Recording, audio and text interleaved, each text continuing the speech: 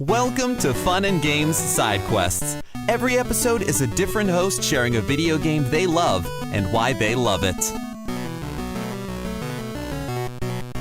Hi, my name is Seth Sturgill. I'm one of the hosts of All In, a Nintendo podcast. I produce all of the video content on the All In YouTube channel.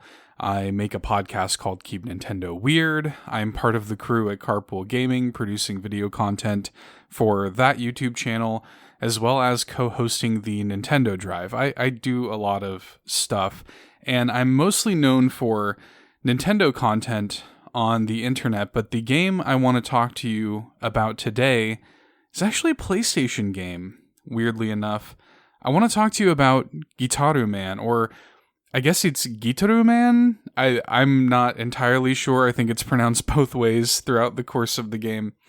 But anyways, this is a PS2 cult classic rhythm game, and the first major game that was helmed by Keiichi Yano of Elite Beat Agents and Ouendan fame.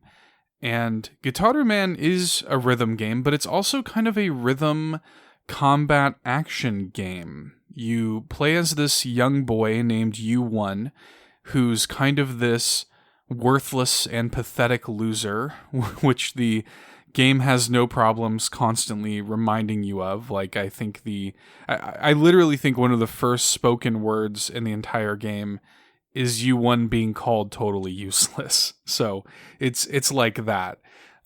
His best friend is a talking dog named Puma. He's constantly ignored by the girl of his dreams, this girl Pico, and he's always being bullied by his sort of rival character Kazuya.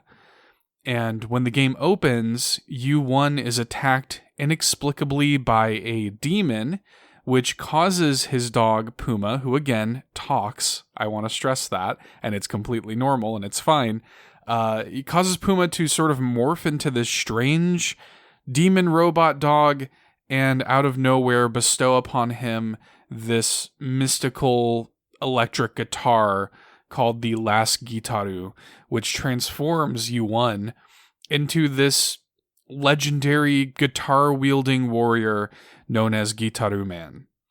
The story is absolute nonsense, and it never ever cares to explain itself ever throughout the entire runtime, and honestly, that very basic story setup is just scratching the surface of where this game goes. And honestly, this game came out in the early 2000s, I think 2001 in Japan initially. This one for me was a random GameStop pickup. I think I picked it up for a couple of dollars, like years after it came out. For PS2, and I just absolutely loved it. And what struck me about Gitaroo Man is that for it being such a sort of early entry into this genre, especially in this generation of games, I really love its gameplay. I still really love its gameplay.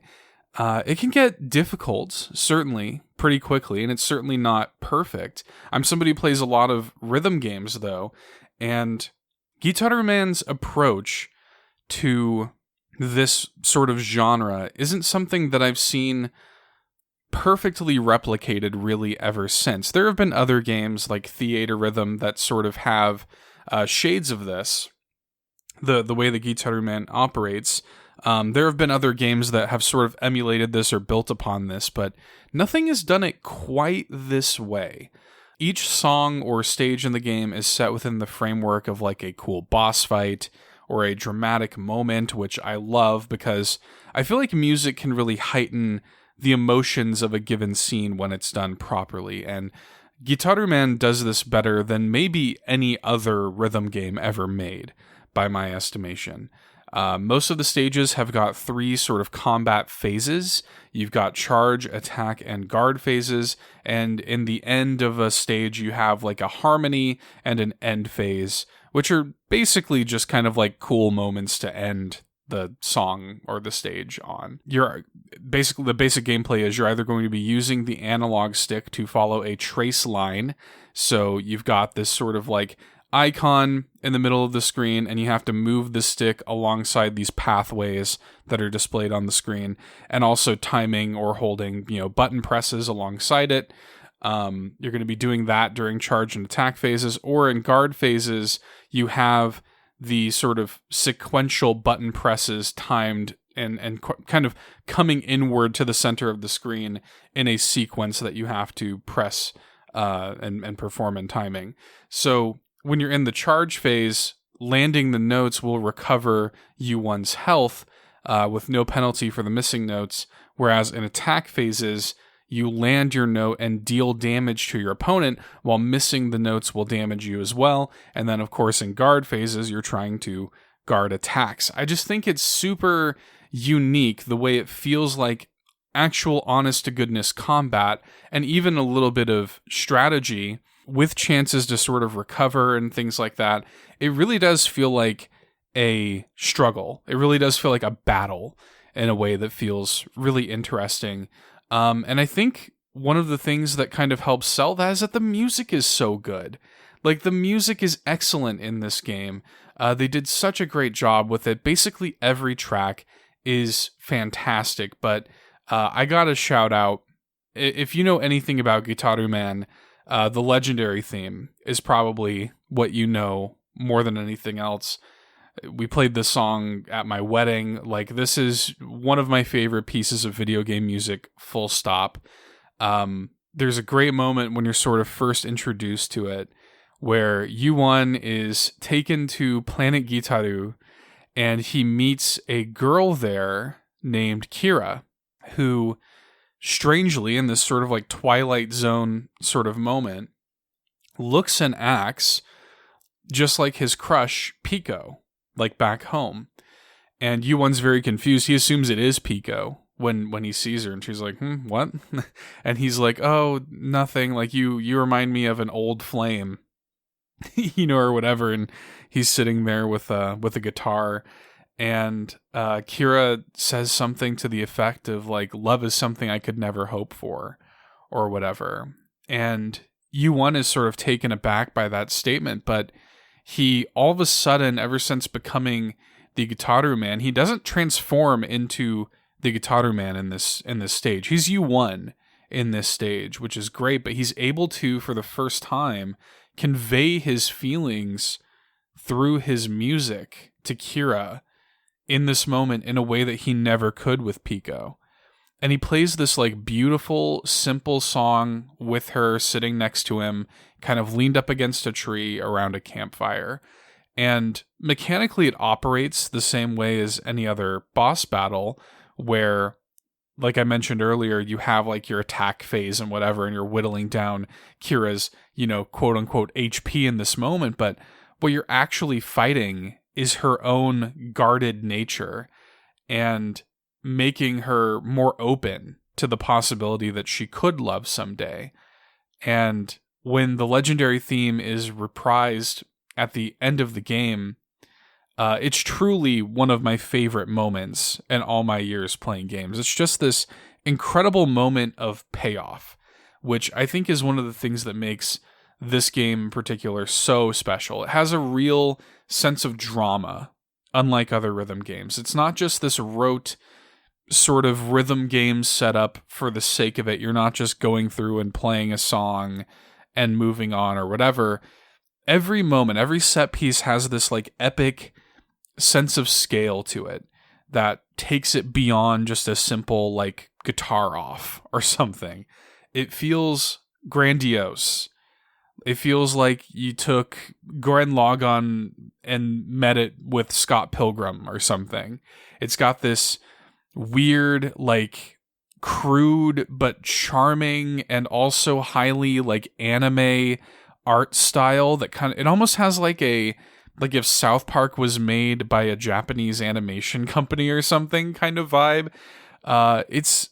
It's really unique looking, and like the vocal performances are super weird and out of place. The entire thing just has this like dreamlike, over the top quality to it that I think part of the appeal is that you don't know what's going on, and again, the story is kind of nonsensical, that it makes these moments of real sort of humanity, like these moments of actual human connection, some really tender moments and lessons that this game can teach you, stand out all the more in the sort of fog of everything else that's going on. And I think it feels true to U1 as a character in that moment too, who is totally confused by his station in life and is completely unsure of himself, and for the first time ever is finding some confidence. And that's really what it is. At the heart of it, Gitaroo Man is really about discovering your true potential. It's about believing in yourself and valuing your relationships and sort of becoming the legend you were always meant to be. And I think this is something that we see a lot in Keiichi Yano's games.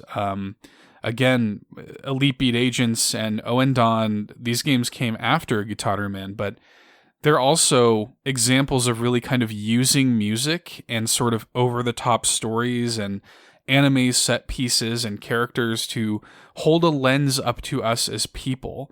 It's really, really special and very, very effective, at least for me. Unfortunately, it's quite expensive to get the PS2 version of the game or the PSP re-release, Gitaroo Man Lives, these days. I wish I could tell you, like, oh yeah, you can like really easily go and play it on like modern hardware. I would love nothing more than for them to just do a simple, remaster of this for modern platforms, Switch, PS5, whatever. That would make me so happy. But, if you really did want to go and play Gitaroo Man, I'm sure you could find a way that I would absolutely never officially condone. I think you know what I'm saying. But anyways, any way that you can play Gitaroo Man, I hope you do.